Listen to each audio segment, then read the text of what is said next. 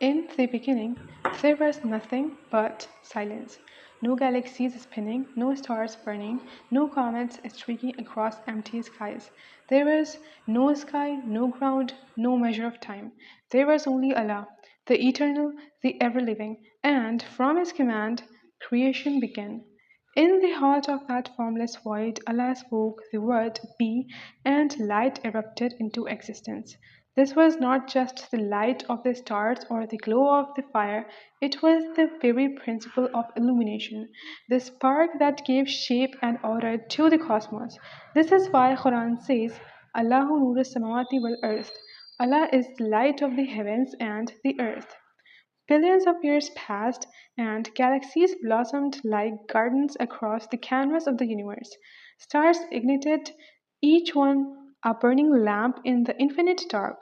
Some were small, like gentle candles, others were massive, like brilliance, outshining entire clusters. Astronomers today look at these stars and speak of nuclear fusion, energy, and light years. But behind every flame, behind every shimmer, is the touch of Allah's Noor. Just as no lamp can burn without oil, no star shines without His command. If you were to stand on a faraway planet surrounded by countless galaxies, the heavens would look like a sea of jewels scattered across endless velvet, and still that endless wonder would be only a faint reflection of Allah's light. Once upon a time, a young traveler named Idris lived on a small planet orbiting a quiet star. From childhood, he loved the skies. He would spend nights lying in the grass, staring at constellations and asking questions. Who lights these stars? Why do they burn so faithfully, never tiring? What lies beyond their glow? As he grew older, Idris became an astronomer. He built telescopes, charted the galaxies, and traced the planet paths of comets. The deeper he looked, the more magnificent the universe appeared.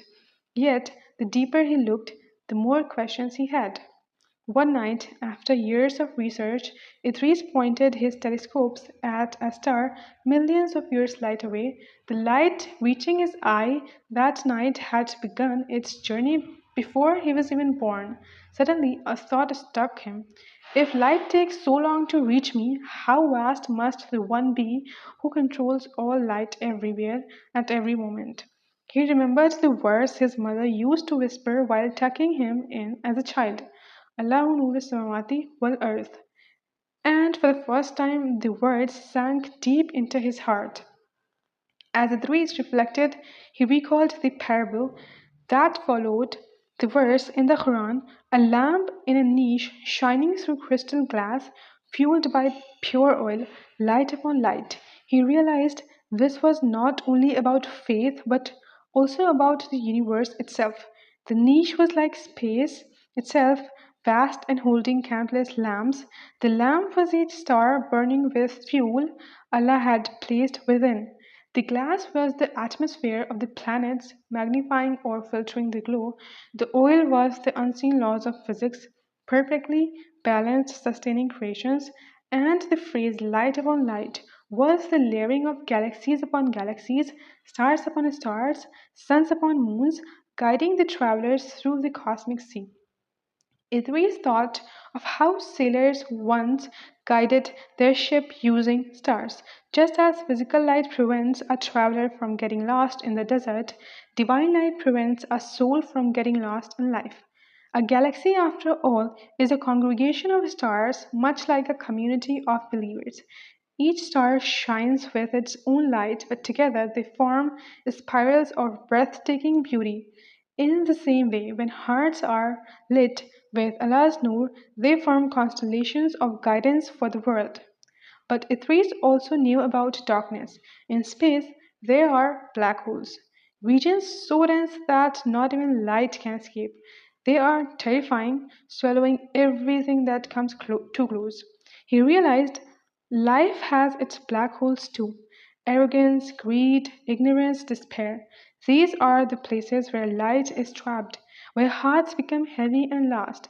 Yet even black holes exist within Allah's design, teaching humanity the value of light by contrast. For a heart to avoid becoming a black hole, it must keep drawing from Allah's Noor, the same way galaxies stay alive through the energy of stars. One evening, Idris left his observatory and lay once more beneath open sky. He whispered a prayer. O Allah, you are the light of the heavens and the earth. Just as you guide the stars in their orbit, guide my heart in its journey. Just as galaxies shine in harmony, make my actions align with your will. And just as your light fills the cosmos, let it fill my soul. Light upon light. As he prayed, he felt a calmness inside him, as though a hidden lamp had been lit within. It was not the light of the stars or the glow of the galaxies, it was something deeper, warmer, eternal. Scientists say stars burn out, galaxies collide, universes expand and fade, but Allah's Noor never diminishes. His light is not bound by time or physics. It is not a particle or a wave.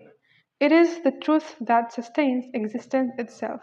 When a star dies, its light may still travel across space for millions of years, touching eyes that never saw its birth.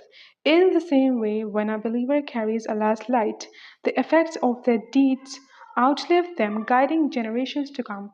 This is why prophets are called light in the Quran, not because they shone like stars, but because their teachings continue to brighten the paths of those who come after. Idris spent the rest of his life studying the heavens, but he no longer looked at stars the same way. Every twinkle reminded him of Allah's words. Every galaxy became a reminder of divine artistry, and every ray of light became a whisper of guidance. He finally understood that the verse was not only a description of Allah, it was an invitation to see the cosmos not as cold matter but as a glowing sign, an invitation to recognize that behind every photon of light, behind every dawn, every starlit night, and every spark of knowledge is the one who is light upon light.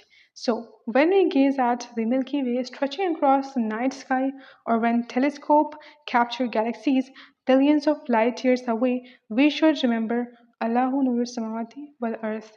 Allah is the light of the heavens and the earth, and in that light, the entire story of the universe unfolds.